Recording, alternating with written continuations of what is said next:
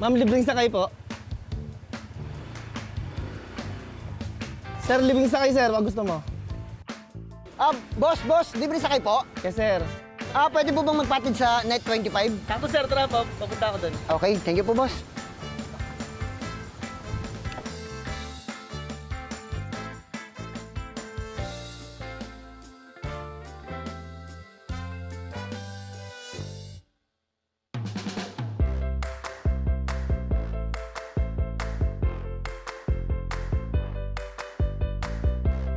Okay ka na, sir? Apo. Ano po? Nag-MC Taxi po ako since 2019. Bali, nagbablog po ako sa aking page ng mga motivational or inspiring video. Minsan naman po mga comedy or yung mga kagigiliwan po. Nag-start ako maglibreng sakay. Wala pang camera, hindi pa ako nagbablog noon. Sa Marikina noon, bago ako umuwi, mas inisip ko na may maisabay pa uwi kasi sayang naman yung gas. Ako si Fist Bump, samahan niyo ako sa kwento ng aking buhay at laban sa kalsada dito sa Kwentong Kabarangay.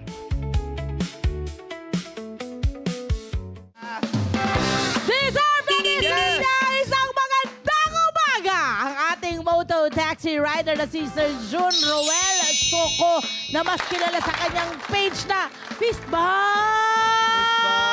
Good morning, bro. Good morning! Good morning po.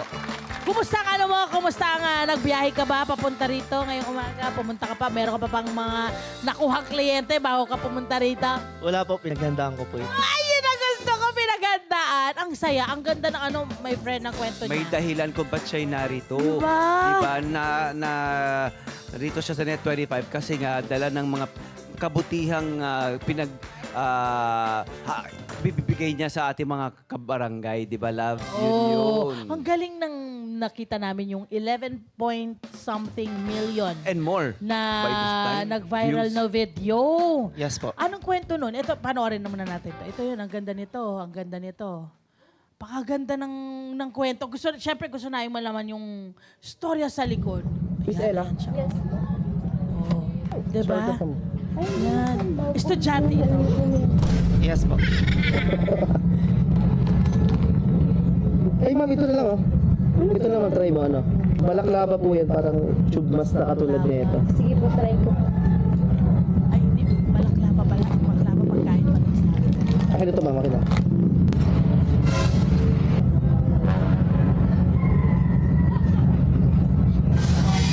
Ayos na kuya. Okay, ngayon. Ano yung protection yan sa, ano, sa usok at saka sa alikabok?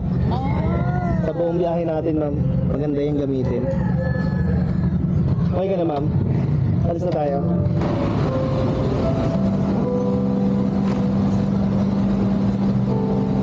Thank you po. Hindi, okay na. Libre na. Estudyante ka, di ba? Libre na kita. Libre talaga pag estudyante. Sige na, libre na. Tapos sa'yo na to. Thank you po. Galing mo sa mag-aaral, ah. Nagbigay na ng balaklava. Nilibre pa sa ano. Ang masahe. Yung mukha nung Nung estudyante. girl, no, yung, yeah, heartwarming. Saka- Ang ganda. Gratitude Anong naiisip mo? Ba't mo naisipan na at some point sa pagbabiyahe mo ay gusto mong maglibre ng mga tao?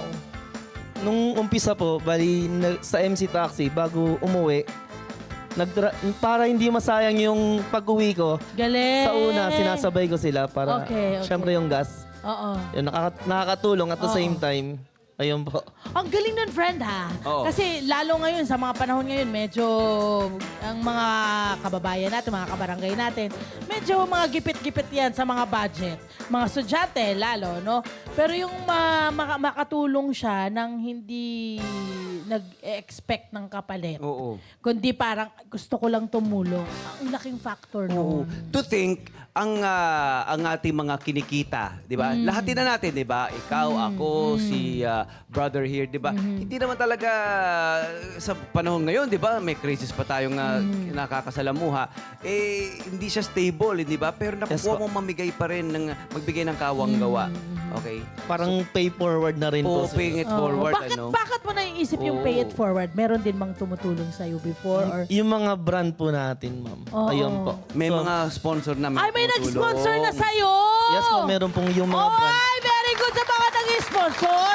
Kaya mas marami ka pang natutulungan ngayon ng mga tao, mga kabarangay. Yes po, ma'am. So, hindi lang mga estudyante. Random naman po talaga yon. Random. Pag estudyante talaga, yun yung libreng sakay. Pero pag pauwi, random na po siya. Ilan taon ka na ulit nagwa-moto taxi, bro? 7 years po. 7 years. Before nito, anong iyong background? Anong yung pinanggalingan? Anong trabaho mo before? Nag-housekeeping po ako for 4 Wow. years. Wow. Then, nag-ahente po ako. Sales agent. Then yung last po, bago mag-MC Taxi, yung nag-waiter po ako sa isang restaurant Ang daming po. pinagdaanan, Dami ano? experience. Oo. Ngayon, Tapos ngayon, oo. may motovlogging na siya. Oo. Kasali na ngayon sa kanyang pang-araw-araw na pagmomoto-taxi, yung pagbo-vlog. Yes po. Kumusta? Ang ganda kasi nadadaya rin niya yung mga taong na isasakay niya. At iba-iba talaga nakakasalamuha mo eh, no? Opo, yun po yung parang natural way kung saan yun yung reality na nangyayari between passenger and customer. Parang ine-engage mo sila, nag-engage kayo live, di ba, in real time. Yes po. Tapos ine-engage mo ngayon, ine-educate nyo rin yung viewers, hindi ba? Yes Kung po. ano nga bang buhay ng isang... Correct. Di ba? Ng isang rider. mototaxi Diba? rider, Oo. di ba? Okay, so ang karaniwang content ng iyong motovlogs ay ganito, yung mga ginagawa mong everyday na good deeds, saka yung buhay taxi rider. Yes po, yun po yan. Okay.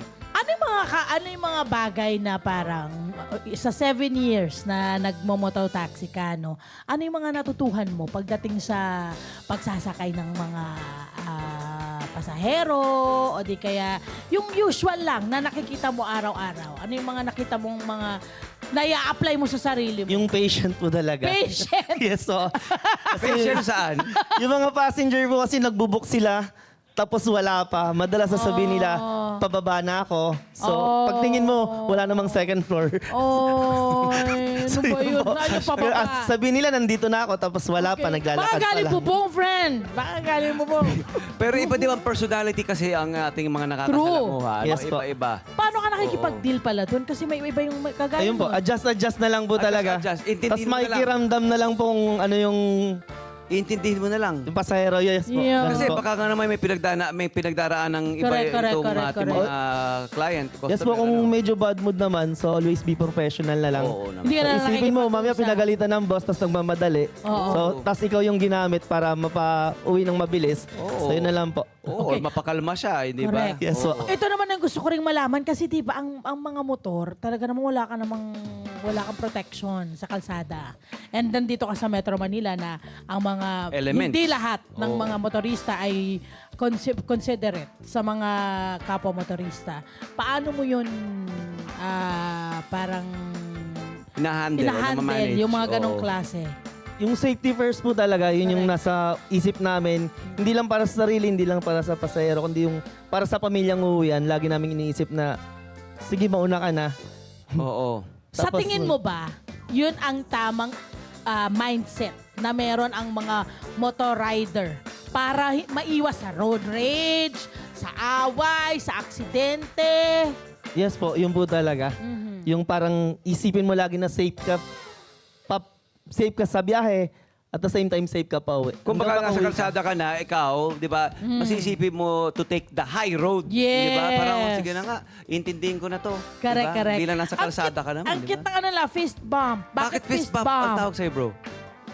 Ano po, yung sa YouTube, pwede po, sa Oo. YouTube po, nanonood po ako noon, tapos may nag-viral video na pag fist bump, naglabas ng candy. So why not na? Yun na yung gawin kong screen name. Kasi more on MC Taxi or mga riders, nagbabatian through Fist bump. fist bump or tama-tama bosina. Oo nga naman. Parang warm welcoming sa taong kasama mo. Oo.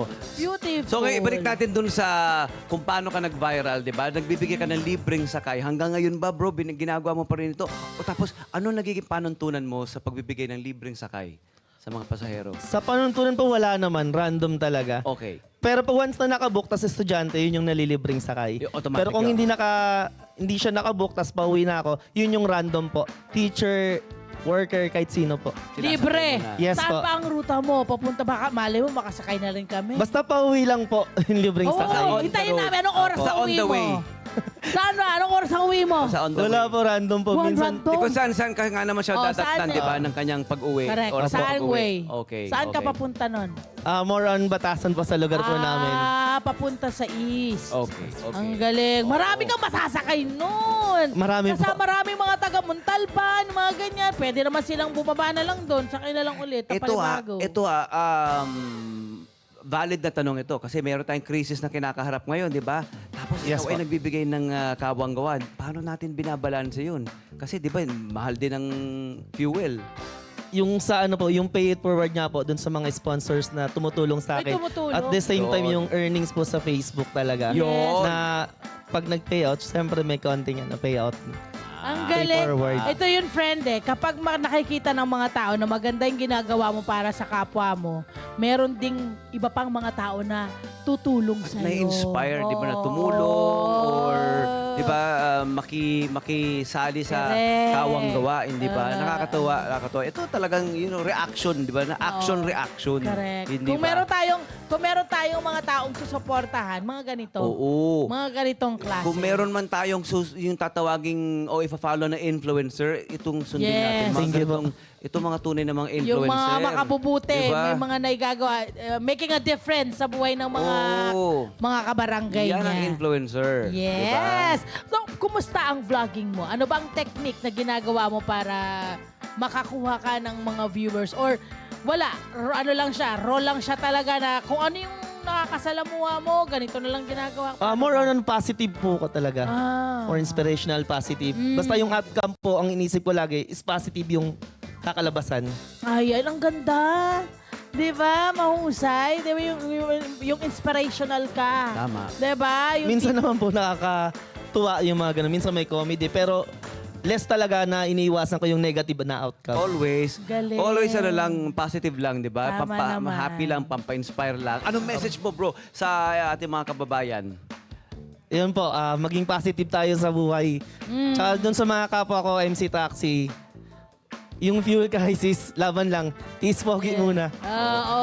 Oo. Tama Lagi naman. siya nakangiti, kahit True. anong mangyari, di ba? Magaan. Positibo lang. Magaan. Diba? Magaan siyang klase ng tao.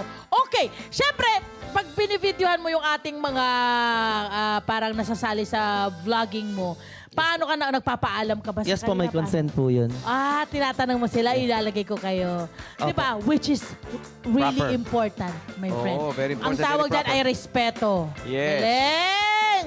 Alright. Mahusay! Maraming salamat. At kung may aral ka na gustong ibigay lalo sa mga motorcycle riders. Aral na natutuhan mo na maring i-share. Na pwede nilang, Na gusto mo i-share sa kanila. gawin sa kanilang pang-araw-araw na pamumuhay. Yun po, laging maging kalmado. Kalma lang. Laging kalmado, patience, yun po talaga. Tama. Pagdating sa I trabaho agree. natin. Totally agree Well with said, you. bro. Maraming salamat, Kuya John. Mabuhay ka! Yes, Kuya Sana ay Jun. sunod-sunod din ang biyayang dumating sa'yo. Love, saan natin siya follow? Sabi mo na po. Ayun nga pala, Ayun po, Kuya. sa Facebook page po. Oh. Fist bump po, yun lamang po. Fist bump! Fist bump! Naku naman! Million followers na yan, ha? Correct, Good correct. job, bro. Hello po mga Kanet 25! Si Kuya Tony Pet po ito mula sa Love, Tony Pet and Everything. For more Love, Tony Pet and Everything updates, just click on our subscribe button and follow us on our Net25 social media pages at Net25 TV and at Net25 Entertainment Facebook. Magkita-kita po tayo!